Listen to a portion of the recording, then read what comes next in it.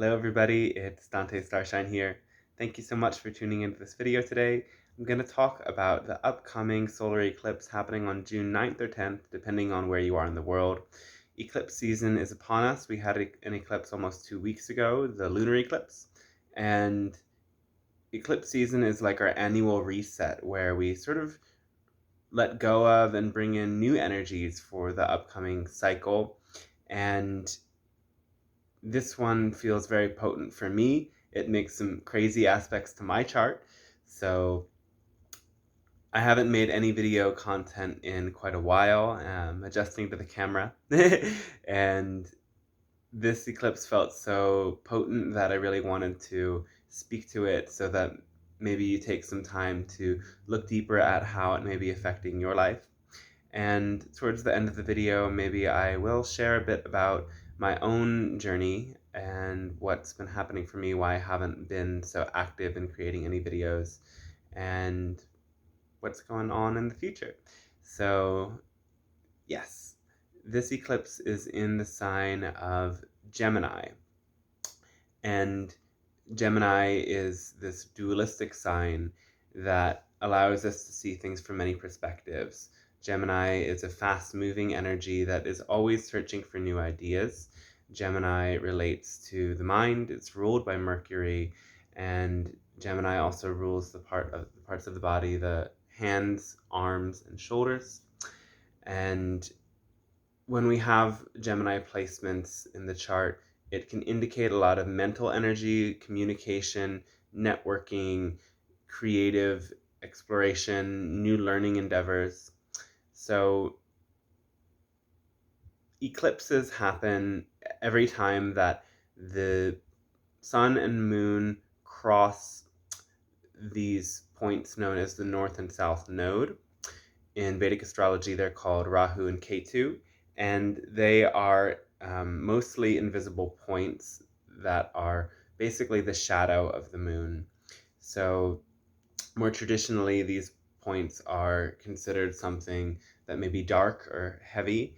Modern astrology has come to see these points as the north node being something that we're evolving towards, something that is our edge, that is leading us into the future, and something that relates to our destiny, whereas the south node connects more to the past, what we're letting go of, what we may dissociate from or disembody. So the lunar eclipses coincide with the south node, and the solar eclipses coincide with the north node. And we've had a north node in Gemini for the past little more than a year, and this will be the last eclipse in Gemini for 9 years. We'll have one more eclipse in Sagittarius in the end of 2021, and then the north and south node will transition to the next signs, Taurus and Scorpio. So the north node has been bringing us to evolve in all things Gemini, and this may have created a year for ourselves where we've been exploring new ideas, taking in new information, learning something new, creating new friends, or really just relating to our immediate surroundings in new ways. The shadow side of North Node and Gemini is that we may have tried to do a bit too much. We may have scattered our energy in many different places. We may have had some challenging decisions that we didn't fully nail in the way that we really wanted to. And this eclipse also comes with a Mercury retrograde. So Mercury will pass the sun and move into new territory to go backwards and bring, whatever information it encountered as it moves through the zodiac back to the sun. And we review all of those lessons that we go through. And Mercury retrograde, again, is a time where most traditional astrologers will suggest to not make major decisions, major payments, to take major changes in your trajectory, and to really invite it to be a time of waiting and reviewing and thinking carefully. So that isn't to say if there's an important decision that has to be made for this Mercury retrograde period during June that you have to postpone it. Listen to yourself, but if you can possibly postpone decisions at this time, that is wise. And Mercury is also the ruler of this eclipse, as it is in Gemini, that is Mercury's home sign. So the retrograde Mercury can create an air of great confusion. And we have this union of the Sun, Moon, North Node, and Mercury all together that creates a sort of introspection, and the new moon, which is when solar eclipses happen, are always a sort of more introspective time where we contemplate and where we set intentions. And the solar eclipse is a grand new beginning, a grand new crossroads where we can perhaps take the lessons of Gemini, which can relate to, again, duality, right versus wrong, good versus bad, ways that we've evolved past that duality, and take that into more clear and direct decisions in the future, or take it into new ways of thinking, new ways of relating, new ways of learning that can open up grand new ventures in our lives. At the same time, we have many aspects going on, and the biggest aspect to this particular chart is the square from Neptune and Pisces. So squares to Neptune are about dissolving and dissolution, and whatever this Neptune square touches, it can dissolve, it can confuse, it can create both a deeper spiritual understanding, but at the same time it can invite in illusion and delusion, which Neptune also relates to.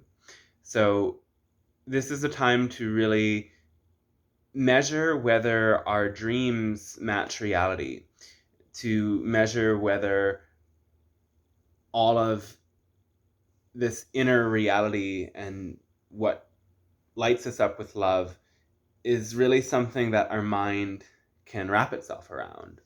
So we want to watch out for expectations at this time, and for some this could be a moment of seeing expectations being dissolved by this Neptunian influence. So as with all of these astrological events, you want to look to see where all of these aspects fall on your chart. And what I just talked about now is the most important part of this chart, the Gemini placements, and then that square to Neptune. So look at where you have Gemini in your chart. Which house is that in? And in order to know which house it's in, you have to know your ascendant. So you have to know your birth time exactly. And this eclipse will bring a sort of introspection and reset in that area of your life. In my case, since it is my first house that it's in, I'm a Gemini ascendant, it is all about my own sense of self, because the first house is about ourself. But if it was in a different house, say it was in your fourth house, it would be more about your family and your home. So look at where this falls in your chart, and also look at where that square from Neptune originates in your chart, because that is an area where a lot of confusion might be originating from for you. So what else is going on in the chart? There's so much going on. Let's talk about it. There is an aspect that is kind of on its way out. So Pluto-Mars opposition, Pluto in its detriment in Cancer versus Mars in its detriment in Cancer, I don't know if I said that right, versus Pluto in Capricorn. And these planets traditionally are considered malefics. They are planets that can relate to more intense energies, such as assertion, will, drive, power, death, rebirth, transformation, violence, Mars. So here, this the opposition between the two planets can bring up conflict. It can bring up even self-destructive parts of ourselves, or it can bring up the inner saboteur. It's connecting with perhaps unconscious drives that we may have for destruction or dismantling things or to push up against something. So this influence is passing, and again, Mars in Cancer is in its detriment. Detriment is when a planet is just in a sign that it's not comfortable in. And Mars in Cancer brings a lot of oversensitivity, taking things very personally, and passive aggression. So this might have been a theme for the past month, but this is passing. And this can be a very good time to really let go of those conflicts inside and outside and bring them to light and step into a place of greater peace and acceptance. So Neptune is trine and sextile to Mars and Pluto, and that means that our intuition and our dreams, and Neptune is also our love, our spiritual love for our own higher power, how we relate to the higher power. That's what is going to bring resolve to the conflict, because a sextile and a trine are harmonious aspects. Oh, and I didn't mention at this point, but if you look in the description of the video, you can click and it will bring up the chart where you can see everything that I'm talking about. Hopefully there's a way for you to open both the window for the video, and open the chart. I'm not at a place where I can put the chart in a little corner here. That'd be nice though, right? So as well, there's a square that's just coming into effect. And this is Uranus square to Saturn. And throughout 2021, we've been having this square happening again and again. At first, the square came up with more lockdown restrictions and such back in January and February. And this time that's less likely because Saturn is retrograde, whereas Uranus is direct. And so the direct planet has more of an influence. And Uranus in Taurus is again about a reset of our values, and this is Uranus is in Taurus for I think until 2027 or 2026. It's an Earth reset, a shift in our planetary values, a shift in how we relate to the planet, a shift in how we relate to our bodies. Taurus is also about our bodies, and the square to Saturn is perhaps shattering some restrictions, shattering some control. There can be conflict with authority with this influence. So this can be on a collective scale, and it can be in our personal lives that we see issues with authority, and it's really about stepping into our own inner authority. And Uranus is the drive for transformation, innovation. So Uranus is winning here, and Uranus is joined by a planetoid, Ceres. Ceres is the goddess of the home and hearth, and Ceres is all about connecting with the earth. So this even brings some more of that Taurian-like energy into the Taurus placements, because it is so much about the earth. We may be having many shocking, Uranus is about shocking things related to our body, or related to what things that come from the earth, our food. We may be at this point of their conjunction reevaluating how we relate to our body and to eating and to our resources, as those are all the things that Ceres relates to. Now,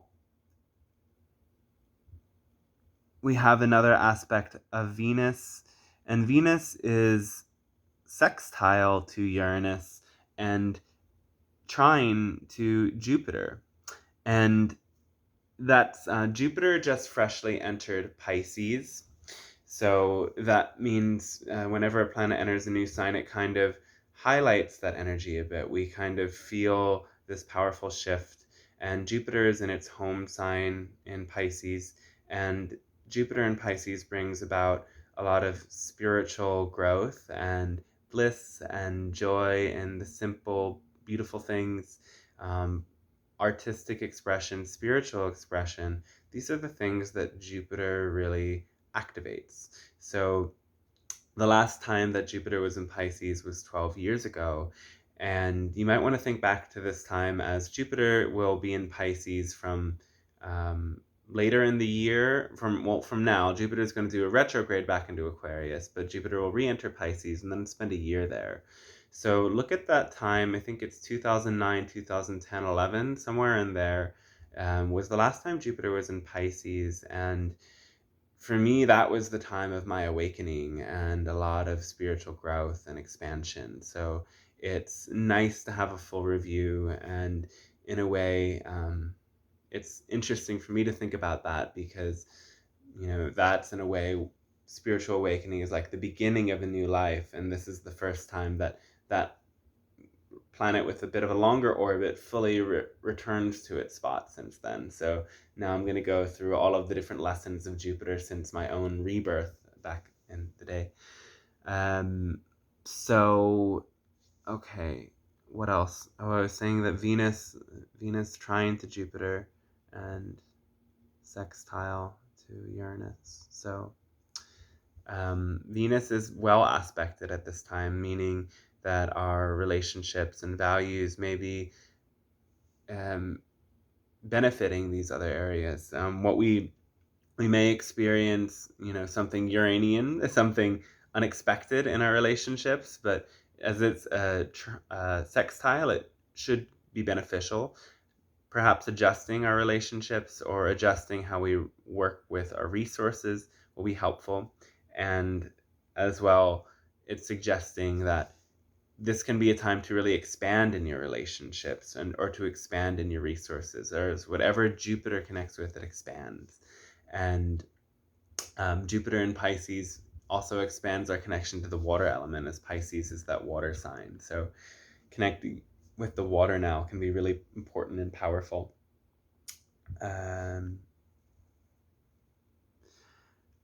So getting a little bit more esoteric with this, if we look at minor planets and asteroids, square to opposed to the eclipse, about 5 degrees off, we have Juno and Sagittarius. And Juno is also has just passed the South Node. So Juno passing the South Node, I wasn't I I was in a very cloudy time of personal crisis, essentially, over the past months. So I don't know. I wasn't paying it exactly to the moment that Juno and the South Node joined, but that would be a time that relationships end, because the South Node is about endings, letting go, and Juno is about relationships and commitments. So I do remember around that time, I went through a relationship transition, but I saw not just myself, many people going through relationship transitions, from people I knew in my surroundings to friends posting online that things were ending with their partners, or things were entering a new phase with their partners where there was some distance between them. So in a way, if that happened, this eclipse is like an integration of that. And this eclipse is inviting us to integrate that. And for others who are in relationships that are working, this can be a time, again, to look at, okay, when we have oppositions, it's like there's either a conflict or a tension or something that's unclear, something that polarizes. So what might be polarizing you from your partner, or what might be polarizing you in a sense that you don't want to fully commit to your relationship or commit to anything that you are involved with. So that can be something that comes up. And we also have if we incorporate all of these asteroids, it creates a T-square. So exactly square to Juno, we have Vesta, and there's also Orcus that is in there with Vesta, a couple degrees off. Vesta at 15 degrees Virgo, Orcus at 11 degrees Virgo. And Vesta is about how we invest our energy. Vesta is a virgin goddess of the inner fire, the dedication to spirit, and the healing and purification that we do inside. So Vesta opposed to Neptune, there can be perhaps illusions about healing. What we think is healing us might not be healing us. We may be deluding ourselves in terms of what it means to be invested or committed to healing. And Vesta there creates that grand mutable cross, and it's really a shift in perhaps with Neptune, our expectations or our dreams relating to both relationships, commitment, investment, our own healing growth, and Mercury, then our ideas about all of that undergoing a rewrite. And let's do that later. So all of our ideas undergoing this grand rewrite, and threw me off a little bit, but yes, our ideas and our beliefs transforming, and to be, stop it, my fucking God, I didn't answer the first time. And so anyway,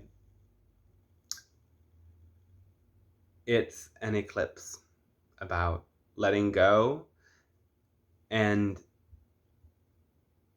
watching our minds, allowing in new information, and dedicating ourselves to what we want to bring in the future, and what personal growth, personal change in the realms of our ideas and our relations really are going to work for us. So I think that's that about this particular astrological event. Though, yeah,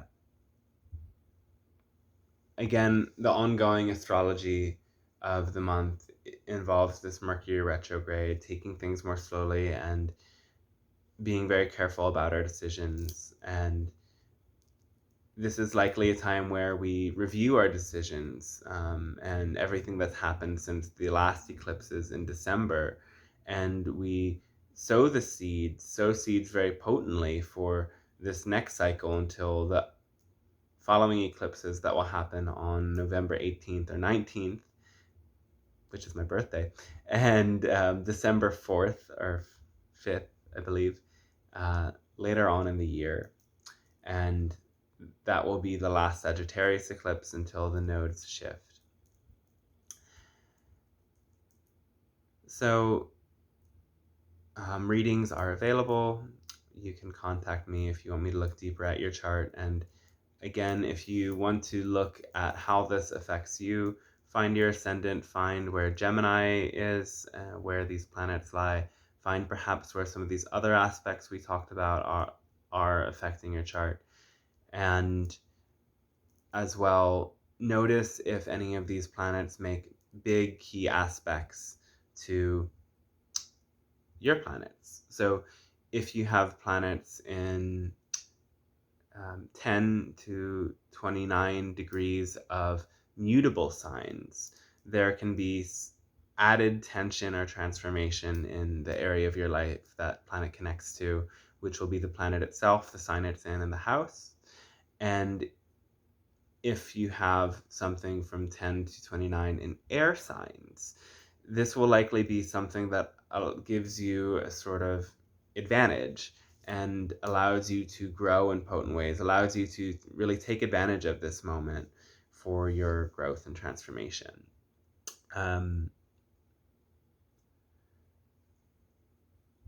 So that's that. It was fun recording this. For my last couple minutes here, I can, share a bit about Dantestarshine reality.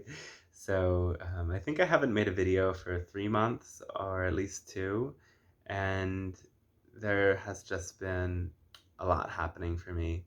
And this eclipse actually opposes my Mercury in the 7th house in Sagittarius. It's exact to the degree. I have Mercury in 19 degrees Sagittarius, and my ascendant is Gemini, making Mercury my ruling planet, and Mercury is in detriment in Sagittarius. So Mercury in Sagittarius is a kind of chaotic energy. Sagittarius is the trailblazer, always moving in its to its own rhythm, its own intuition guiding it, and its own beliefs and convictions guiding it. Mercury in Sagittarius can be quick to just make instinctive decisions, can be very quick to impose beliefs on others. There's a bit of chaos in this energy that I've noticed for myself, and have always felt this is like one of my astrological weak spots. And so it's funny to notice something hitting it so strong, because Mercury relates to the mind. It's been like a mental whirlwind for me. And eclipses, they're a moment in time where we focus, but where it's very helpful for us to focus in that moment on time. But understanding eclipses as cosmic events, their energy is in effect before and long after. So I'm eagerly anticipating this eclipse and hoping that its passing will also bring a lot of passing for a lot of the confusion and back and forth between intuition and logic that has been happening for me. So I am now in my hometown, in my father's house, in one of the rooms that I grew up in, because I also lived with my mom. And it's kind of bizarre to be back. It's been 4 years, so that journey weighed on me a lot even before I made my way back. And as well, I went through a breakup that was really challenging, but I could also say maybe the relationship itself was really challenging.